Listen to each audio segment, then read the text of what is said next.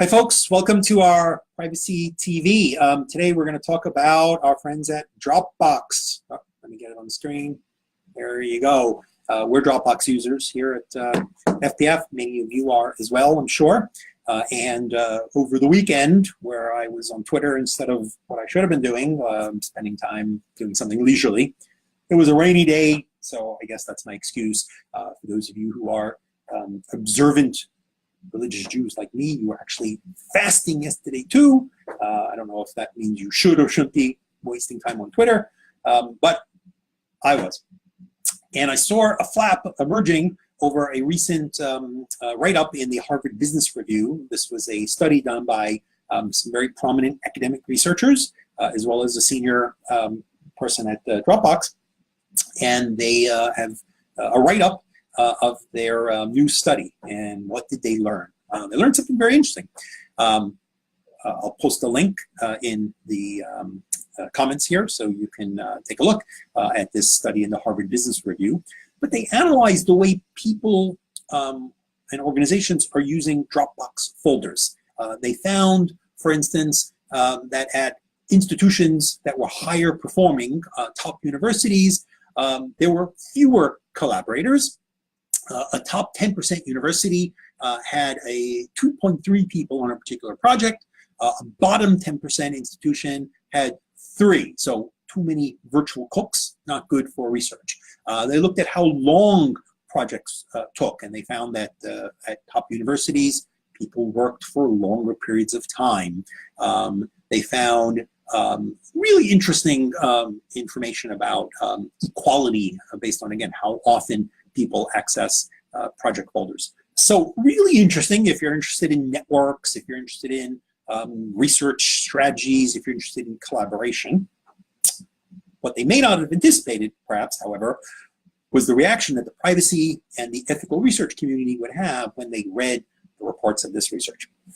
So some of the concerns that were raised were about de-identification. Now, I will note that the researchers say that the information was de-identified and nobody accessed any individual information. So, you know, I'm not a professor at a university, I adjunct occasionally, but, you know, Professor Jules Polonetsky's National Science Foundation project and his collaborators wouldn't have been listed by name. It would be researcher number 1 at major university number 85, although they even say that the universities were in ranges, so you couldn't say, you know, an Ivy League university and then, you know, maybe back into the information. So, you know, top tier university, researcher team number 5.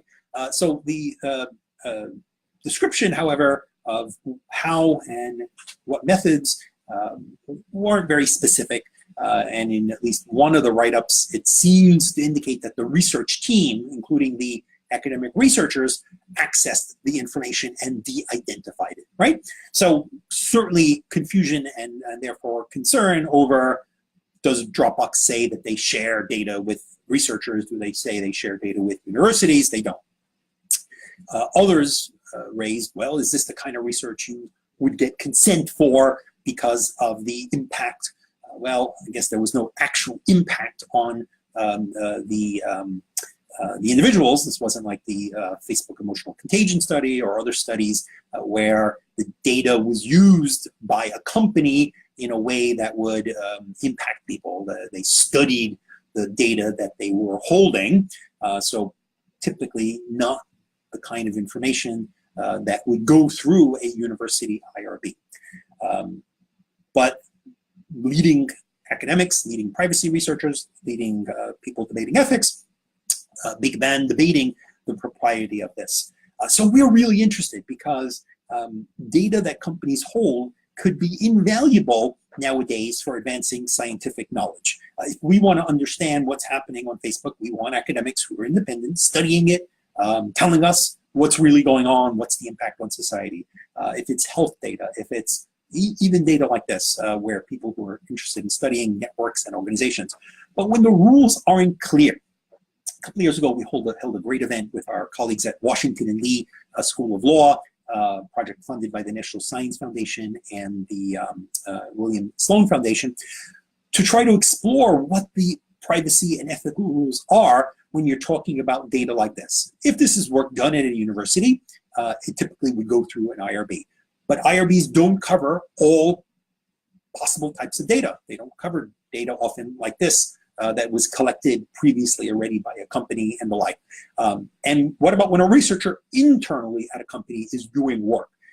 Companies typically would study this sort of information. They would call it product development, and they wouldn't even talk about it, right? They would learn, well, here's how people use their product. They want more features. They want more users. Here are ways they try to share and that they can't, right? Companies are constantly studying that sort of information, and they're not telling anyone about it.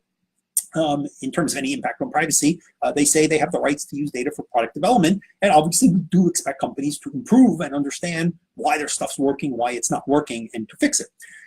If what they learn is actually of great interest, and they publish a white paper, again, nobody's bringing in academics and independence and ethics. Company is maybe sharing some knowledge. They publish it then in a more public way with serious academic partners to add to the broader scientific knowledge, and we end up in this gray zone of it not being purely academic. We end up in a zone where if it had gone through an IRB, it probably would be approved or ruled as not in need of review, but then we have companies, responding to this flap.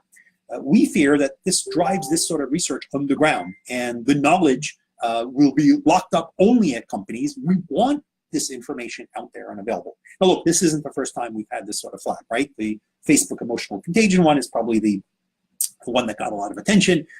Pearson had some research recently where, again, once it was published, there was criticism. In example after example, we want companies studying their products and services to make sure they work well, make sure they're not harmful. Maybe they're harmful and they're studying them to learn what the harm is. We want academics independently advancing their careers, advancing science, advancing our knowledge of systems, of the economy, of healthcare. We want them having access to this data in a way that is, however, subject to the right sorts of ethical rules, privacy rules. Anyway, we're excited. We're going to be doing a lot more work in this area with support from some of our foundation partners.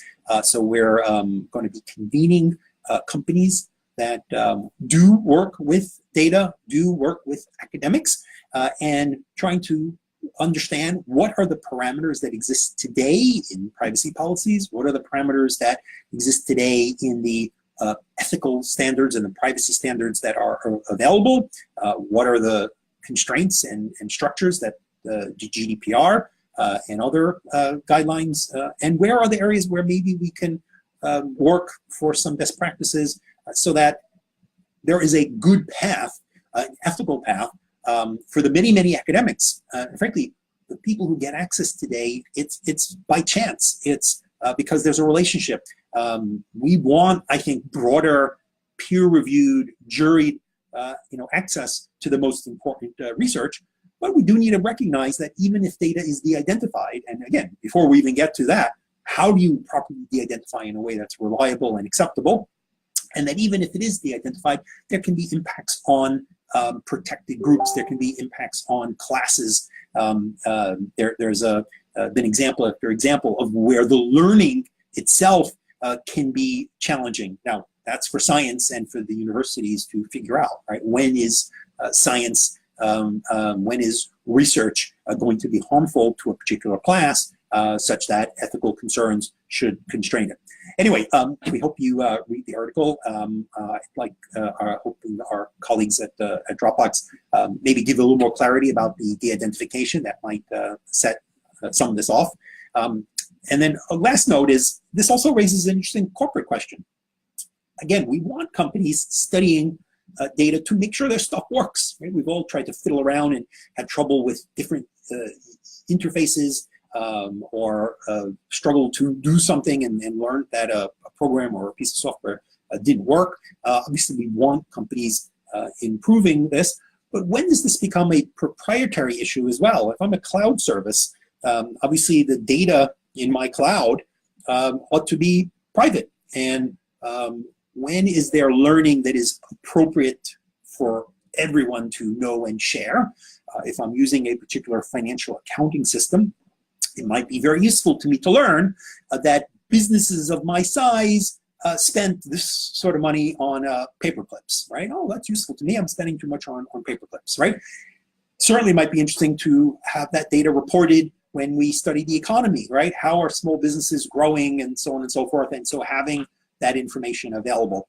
But when does that become learning something that it may not be your business? It may be my commercial information, and I may not want that contributing to your broad knowledge. Now again, the out used to be, it's de-identified. I really want to just report how many clients I have using my cloud service, how many clients are using various features of my cloud service, how many clients are using the different privacy settings, right? That's really broad, generalizable information. But what about when it starts becoming competitive intelligence about a very specific sector? Well, do I want to be in there or not? Those are harder questions, right? When can I be assured that the cloud data that may have intimate information about my business is not in any way being used in a way that benefits you? Now, this is a place where our friends who thought through the GDPR and who came up with very precise definitions of processor language, by definition may limit that, because once I start having different rights to analyze and determine processing on that, including running perhaps tests and so forth that are to benefit me, I might have challenges and might end up being a controller, depending on how broad or widely those are defined. Anyway, interesting issue of the day, and thanks for your attention.